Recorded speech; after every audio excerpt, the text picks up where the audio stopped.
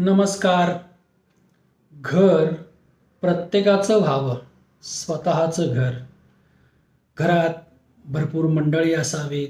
आई वडील, बहीण भाऊ, नवरा बायको, मुलं, असं घर गोकुळासारखं समृद्ध मानलं जातं. अर्थात घर मोठंही हवं. घरात पाहुणेही यायला हवे. पाहुणे घरात जर पाहुण्यांचा राबता नेहमी असेल तर अशा पाहुण्यांची राहण्याची व्यवस्था मात्र घराच्या दक्षिण भागात असावी. वायव्येला असेल तर चालेल, नैऋत्येला मात्र बिलकुल नको असं वास्तुशास्त्र सांगतं. नैऋत्येला जर पाहुण्याची मुक्कामाची राहण्याची व्यवस्था जर केली तर घरचा पाहुणा लवकर हालत नाही असं शास्त्र सांगतं. हरिओम.